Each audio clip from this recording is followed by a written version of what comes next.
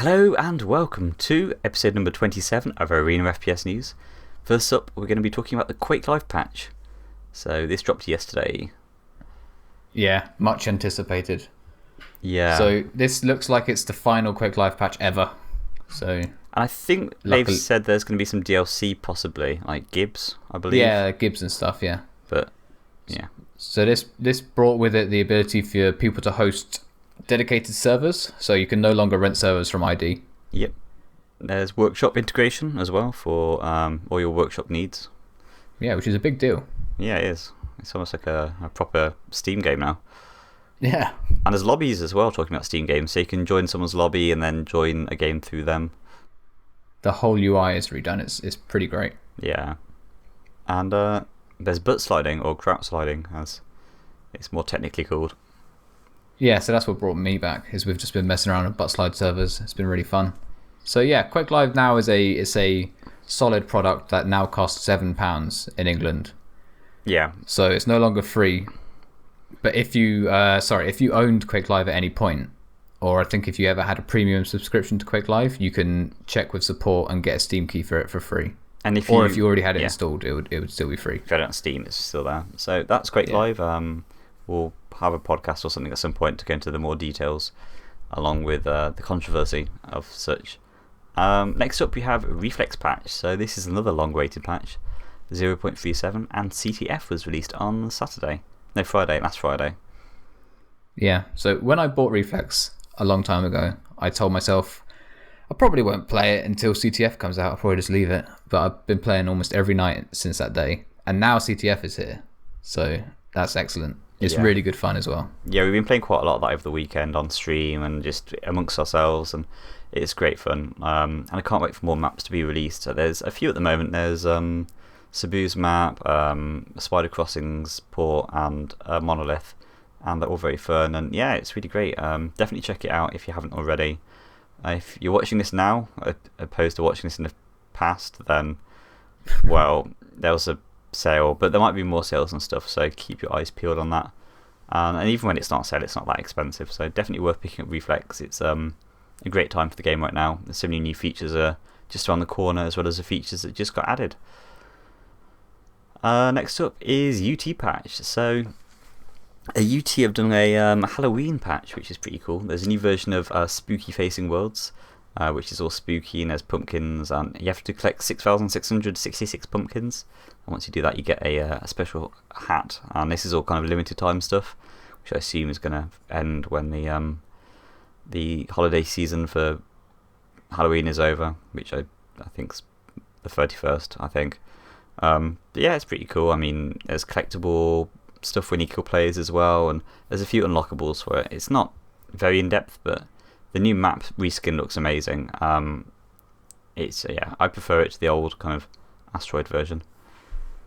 Do you have anything to say on the spooky? Yeah, well, it's the only game that's at the point where they're doing fancy, cool cosmetic shit. Like Reflex recently got a new melee cosmetic, but UT is actually at the point where you can have different cosmetics and apply them to your character. So I think that's telling of how far they've come. Yeah, definitely. And I think the seasonal stuff is cool. Hopefully they do some Christmas stuff, and I hope the other games follow suit. It was always very popular in World of Warcraft and MMOs particularly. TF2 as well. Yeah, TF2 seasons, all these kind of games, and they kind of get players into the game to kind of collect those items, and it just brings players back into the game, which is always good.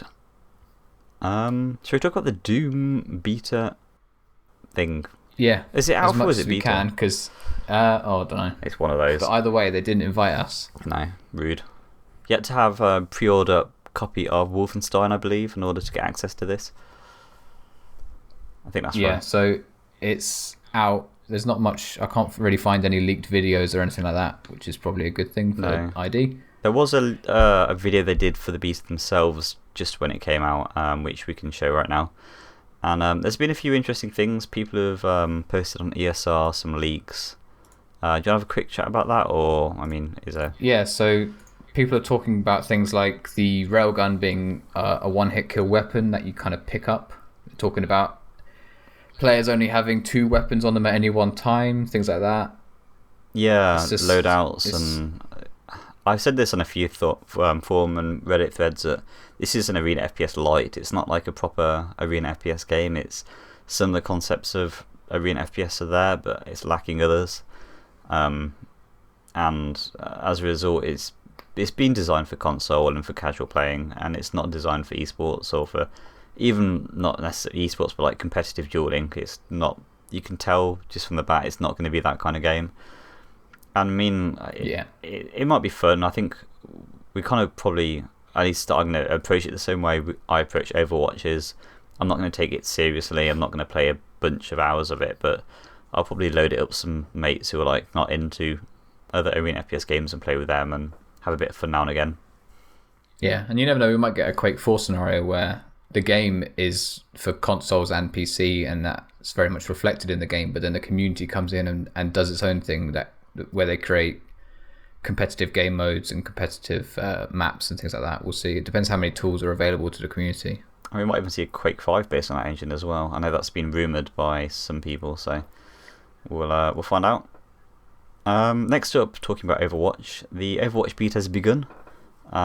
We again haven't been invited to that. I think that might be something to do with the video we released last week, that it was somewhat critical of the game. But I mean, if you can't take criticism, what's the point? Yeah, I mean, it looks fun. Been watching a few streams, and it's one of those games that I still have my concerns. Another one that we didn't say in the video was the hitboxes seem to be huge. Like McCree, I see players have a huge accuracy with his pistol, much more than you'd expect from like a one-shot hit scan kind of, not one shot, but like a single bullet hit scan kind of weapon. So yeah, I don't know how that. Yeah, they look pretty enormous, and people seem to be. It's like looks quite reliable for players to hit all of their moves. Yeah, so I don't know. I mean, yeah, you can go watch a video. We'll link it in the description for our criticism of the game. But if you have access to the beta, then well, good luck. Fuck you. Well, not fuck you, but enjoy enjoy that. And I'm sure we will enjoy it when we have access to it eventually. Next up, we have Warsow. So this is a game that's not had much news for a while, or at least not a lot of loud news. No, I haven't heard much about it. But they spoke about going on Steam ages ago, but now it looks like they're kind of pushing to get that done before the end of the year. Yeah, I think there's a good kind of time for it as well. I mean, FPS is more in kind of the public opinion and domain, and they might be able to kind of gather a bit of attention from other games producing titles in the Arena FPS game genre at the same time. But yeah, I mean, it's Warsaw. I've not really played much of it, actually. I should check it out. It's a fun game. I remember a time when I thought to myself, like, as soon as Warsaw gets on Steam, I'll be right back on it, because it will have some players and some games going. But now it's so much later. There's just so much choice that I'm not even sure if I will, to be honest. It's a good game. It's just it doesn't bring enough for me to care that much about it. But I really hope they get on Steam and get a player base. And it's just another Arena FPS game that people can latch onto. The more, the better. Yep.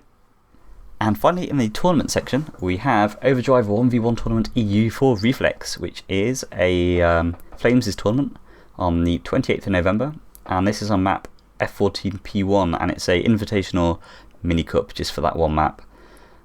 He's recently updated it for the new Reflex patch 0.37, and myself and Sport are going to be casting it. Should be good. We'll put the link in if you want to have a look at the challenge, or the stream is going to be Z live stream, because no one likes giving us views. Yeah. So yeah, do you have anything to say on that? I haven't really played the map much, to be honest. I like the look of it. I haven't had many games in it. We should probably do that. Yeah, there's a few maps we need to play.